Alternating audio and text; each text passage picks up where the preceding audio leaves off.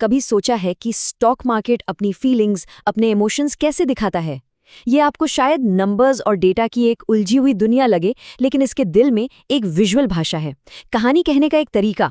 आज हम उसी कोड को क्रैक करने जा रहे हैं और कैंडलस्टिक चार्ट्स को समझना सीखेंगे। तो बड़ा सवाल यही है, जब लाखों लोग एक साथ कुछ खरीद और बेच रहे होते हैं, तो उनकी उस मिलीजुली भावना को, उस जोश को, उस डर को या उस कन्फ्यूजन को आखिर समझा कैसे जाए? सिर्फ कच्चे आंकड़े देखना तो बहुत मुश्किल हो सकता है। और इसका जवाब, आप यकीन नहीं करेंगे, बहुत ही सिंपल है। मार्केट इमोजी का इस्तेमाल करता है। जी हाँ, आपने बिल्कुल सही सुना। कैंडलस्टिक्स मार्केट की इमोजी हैं, जो एक नज़र में ही मार्केट की साइकोलॉजी और उसके मूड को बता देती हैं। तो चलिए, इस दुनिया में उतरते हैं। हम मार्केट की भावना की इस नई भाषा को सीखने वाले हैं, जो हमें ये समझने में मदद करेगी कि ट्रेडर्स आखिर सोच क्या रहे हैं और महसूस क्या कर रहे हैं। हर एक कैंडल, या कह लीजिए हर एक इमोजी, अपने आप में एक कहानी बताती है।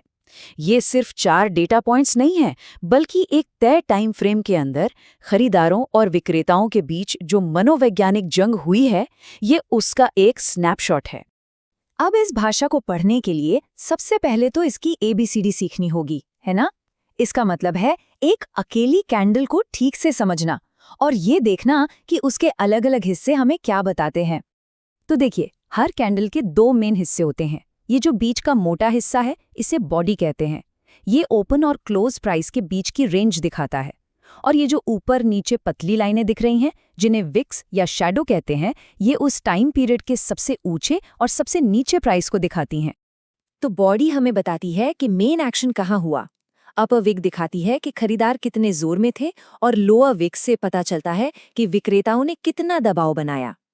लेकिन जो असली गेम चेंजर है, वो है इसका रंग।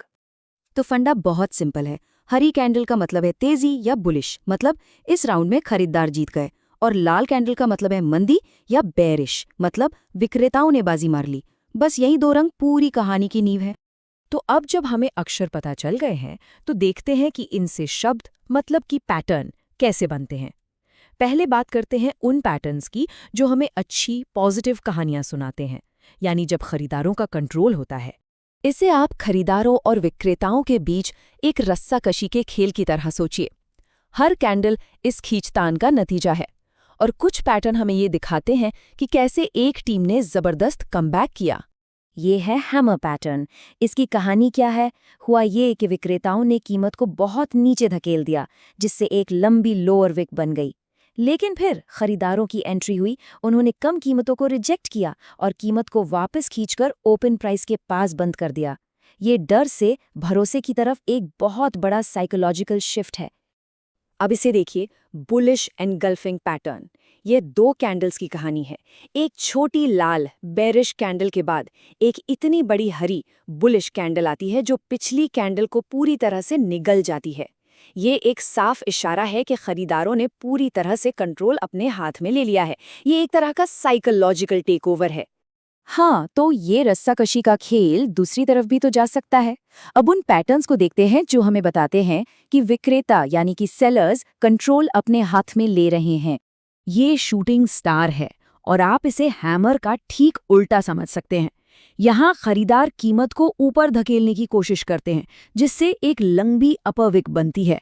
लेकिन तभी सेलर्स आ जाते हैं और कीमत को नीचे धकेल देते हैं। ये ऊंची कीमतों का एक जबरदस्त रिजेक्शन है। बिल्कुल बुलिश इनगल्फिंग की तरह ही बेरिश इनगल्फिंग भी एक बहुत पावरफुल रिवर्सल पैटर्न है। एक हरी कैंडल के बाद एक इतनी बड़ी लाल कैंडल बनती है, जो उसे पूरी तरह से ढक लेती है। ये दिखाता है कि मार्केट का मूड अब तेजी से बिकवाली की तरफ झुक गया है। देखिए, एक कैंडल या एक पैटर्न देखना एक बात है, लेकिन असली स्किल है पूरी कहानी को पढ़ने में। एक अकेले कैंडल एक शब्द की तरह है, लेकिन मार्केट तो पूरी किताब लिख रहा है। याद रखिए, कॉन्टेक्स्ट ही सब कुछ है। मोटे तौर पर ये पैटर्न हमें 2 चीजें बताते हैं।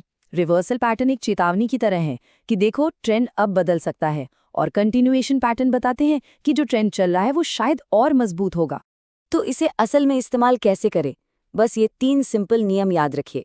पहला, ओवरऑल ट्रेंड देखिए कि मार्केट ऊपर जा रहा है, नीचे जा रहा है, या एक रेंज में है।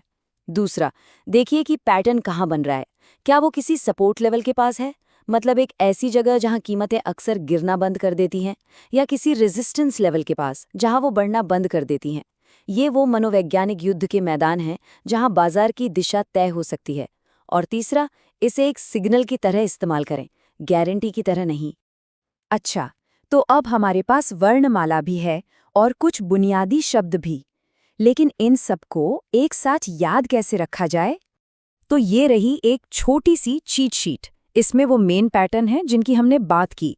हैमर और बुलिश इनगल्फिंग खरीदारी के मजबूत संकेत हैं, जबकि शूटिंग स्टार और बियरिश इनगल्फिंग बिकवाली के पावरफुल सिग्नल हैं। और ये सभी काफी भरोसेमंद माने जाते हैं। तो अगली बार जब आप कोई चार्ट देखें तो उसे सिर्फ डेटा की तरह मत देखिए, उसे कहानियों के एक कलेक्शन की तरह देखिए जो पढ़े जाने का इंतजार कर रही हैं। अब जब आपके पास डिकोडर है तो देखिए कि मार्केट आपको क्या बताने की कोशिश कर रहा है।